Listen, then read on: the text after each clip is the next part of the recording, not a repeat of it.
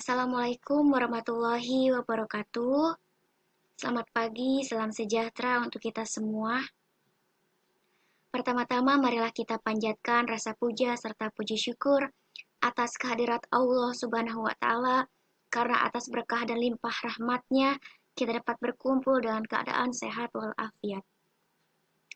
Salawat beserta salam semoga tetap tercurah limpahkan kepada junjungan kita, Habibana wa syafi'ana wa maulana Muhammad Sallallahu alaihi wasallam, yang mana telah memberikan kita kesehatan baik rohani maupun jasmani. Baik, pada kesempatan kali ini izinkan saya untuk memperkenalkan diri saya sendiri. Perkenalkan, nama saya Nadila Rizkiana dari kelompok 3 sebagai pemateri 1 sekaligus sebagai moderator. Lalu ada teman saya yang bernama Reva Firuza Sakti Arbi dan Putri Ayu Handayani. Baik, pada kesempatan kali ini izinkan saya untuk menjelaskan materi mengenai tentang organisasi profesi Ikatan Bidan Indonesia. Sebelumnya saya akan menjelaskan organisasi profesi Ikatan Bidan ini dan topik pembahasan yang akan dibahas oleh rekan saya nanti.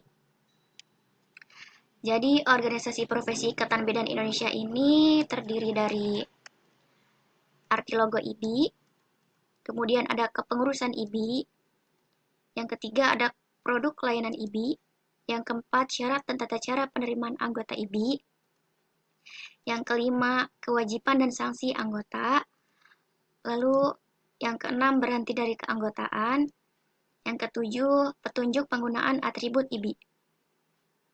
Baik, akan saya lanjutkan materi selanjutnya, yaitu pengertian IBI. Apa sih IBI itu? Jadi, IBI itu adalah Ikatan Bidan Indonesia. Jadi, adalah suatu organisasi profesi yang berbentuk kesatuan, bersifat nasional, berasaskan Pancasila, yang bertujuan antara lain menggalang persatuan dan persaudaraan antar sesama bidan, serta kaum wanita pada umumnya, dalam rangka memperkokoh persatuan bangsa. Lalu, membina pengetahuan dan keterampilan anggota dalam profesi kebidanan, khususnya dalam pelayanan kesehatan ibu dan anak, serta kesejahteraan keluarga. Selanjutnya, arti logo IBI. Ini adalah contoh logo Ikatan Bidan Indonesia. Nah, di Ikatan Logo Bidan Indonesia ini memiliki arti dan makna tersendiri, yakni yang pertama ada ular dan cawan, menunjukkan simbol dewa Aicolapius dan dewa Hygieia, di mana pelayanan kebidanan harus memelihara dan mempertahankan biji atau bibit agar dapat tumbuh dan berkembang dengan baik. Kemudian ada bentuk bundar merah putih, yakni melambangkan arti persatuan abadi. Selanjutnya ada buah delima, merupakan buah yang berisi biji dan air, melambangkan kesuburan. Selanjutnya buah delima merekah, menggambarkan buah delima yang sudah matang, mengandung biji-biji benih yang telah matang atau matur dan sehat, sehingga dapat melanjutkan generasi penerus baru yang sehat dan berkualitas. Seorang bidan diharapkan bersiap diri menjadi tenaga pelayanan kesehatan yang profesional untuk menghantarkan menjadi calon generasi penerus yang mandiri serta berkualitas. Lalu ada dua helai daun, melambangkan kemampuan dari pasangan laki-laki dan perempuan untuk melanjutkan tumbuhnya bibit. Selanjutnya, kepengurusan IBI. Kepengurusan IBI ini meliputi atau terdiri dari kepengurusan harian. Nah, kepengurusan harian ini terdiri dari ketua umum, sekretaris jenderal, ketua 1, ketua 2, dan bendahara.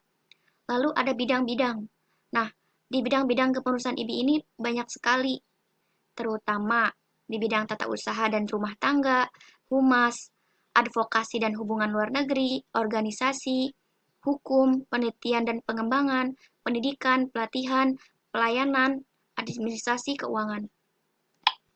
Selanjutnya, produk layanan IBI. Produk layanan IBI ini ditinjau dari segi hukum yang terbagi dalam dua bentuk. Nah, yang pertama ada peran imperatif. Apa sih peran imperatif itu? Nah, peran imperatif ini peran yang aktif yang di dalamnya memuat peran pembinaan dan pengawasan pelaksana bidan maupun praktik mandiri. Nah, peran organisasi IBI dalam pengawasan bidan praktik mandiri merupakan salah satu peran imperatif, yang intinya adalah pengawasan dan pembinaan bidan untuk dapat melaksanakan tugas profesionalnya dengan selalu menjaga mutu pelayanan sesuai kewenangan dan didasarkan pada standar profesi. Lalu ada peran fakultatif. Nah, peran fakultatif ini kebalikan dari peran imperatif. Nah, peran fakultatif ini yakni peran yang tidak wajib yang memuat pembangunan mutu pelayanan kebidanan. Nah, materi selanjutnya akan dibahas oleh teman saya. Kepadanya kami persilahkan. Assalamualaikum warahmatullahi wabarakatuh. Perkenalkan, nama saya Reva Furujataki Ardi dari kelompok 3. Di sini saya akan melanjutkan presentasi teman saya yang bernama Nabila. Di sini saya akan menjelaskan syarat dan tata penerimaan anggota ini. Syarat menjadi anggota. 1. Memiliki ijazah bidan atau lulus bidan. 2. Mengisi formulir pendaftaran dengan melampirkan fotokopi ijazah bidan sebanyak 2 lembar, foto sertifikat kompetensi sebanyak 2 lembar, 3. Fotokopi surat tanda legislasi sebanyak 2 lembar, 4. Fotokopi KTP sebanyak 2 lembar, 5. Pas foto 4x6 sebanyak 2 lembar. Tata cara penerimaan anggota. 1. Pendaftaran dilakukan di kantor pengurus ranting atau cabang seusia domisili atau institusi tempat kerja. 2. Formulir pendaftaran dapat diperoleh di pengurus cabang atau ranting. 3. Formulir yang sudah diisi diteliti kebenarannya diputuskan dalam rapat pengurus ranting atau cabang. 4. Calon anggota yang memenuhi persyaratan diusulkan oleh pengurus ranting atau cabang untuk register oleh pengurus pusat dan diterbitkan kartu tanda anggota yang berlaku selama 5 tahun. Kewajiban anggota. 1. Tunduk pada ADART. 2. Memahami, menghayati, dan mengamalkan kode etik bidan. 3. Membayar uang pangkal bagi anggota baru. 4. Membayar iuran secara teratur. 5. Menjaga IBI tetap sebagai organisasi profesi yang tidak berafiliasi dengan partai politik manapun. Sanksi anggota. Sanksi dijatuhkan kepada anggota yang sengaja mencemarkan nama baik organisasi, menggunakan nama organisasi untuk kepentingan pribadi, diberlakukan kepada anggota yang menyesuaikan ini. 2. Jenis sanksi. 1. Teguran lisan 1-3 kali, dibuktikan dengan surat pernyataan atau perjanjian dari yang bersangkutan dan diketahui oleh ketua PR dan VC diterbitkan ke PD. 2. Teguran tertulis 1-3 kali diberikan dalam waktu 3 bulan. Bila yang bersangkutan tidak mengindahkan teguran tersebut, maka akan diberikan sanksi pencabutan surat rekomendasi dari OP untuk melakukan praktik mandiri selama 6 bulan. 3. Bila selama kurun waktu yang bersangkutan tidak mengindahkan teguran tersebut, maka sanksi yang berlaku adalah dikeluarkan dari anggota setelah dikonsultasi dan diputuskan oleh pengurus secara berjenjang dari pengurus cabang.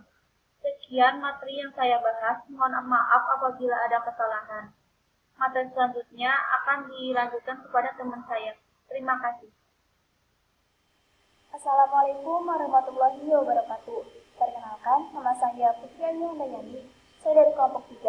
Jadi di sini saya akan melanjutkan presentasi teman saya yang bernama Reva dan Nabila. Di sini saya akan menjelaskan tentang berhenti dari keanggotaan IBI.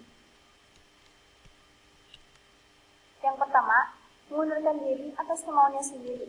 Yang kedua, meninggal dunia. Dan yang ketiga, diberhentikan karena sesuatu yang merugikan IBI. Petunjuk penggunaan atribut IBI. Dari tahun ke tahun, IBI berupaya untuk meningkatkan mutu dan melengkapi atribut-atribut organisasi sebagai syarat berorganisasi profesi dan sebagai organisasi masyarakat atau LSM. Syarat sebuah organisasi. Yang pertama, ADART yang ditinjau dan disempurnakan disesuaikan dengan perkembangan. Yang kedua, kode etik bidan yang ditinjau dan disempurnakan sesuai dengan perkembangan. Yang ketiga, satuan kredit perolehan atau alat ukur memantau peningkatan pengetahuan dan keterampilan. 4. Buku prosedur tetap pelaksanaan tugas-tugas bidan. Yang kelima, buku pedoman organisasi. Yang keenam, buku pedoman bagi bidan desa. Yang ketujuh, buku pedoman klinik ID. Khusus melalui kepengurusan ID. Yang pertama, majalah bidan. Yang kedua, buku kesehatan ibu dan anak atau KIA. Yang ketiga, jurnal ilmiah bidan. Yang keempat, buku rencana strategis. Yang kelima, buku petunjuk pelaksana. Yang keenam, buku anggaran dasar. Yang ketujuh, KIA.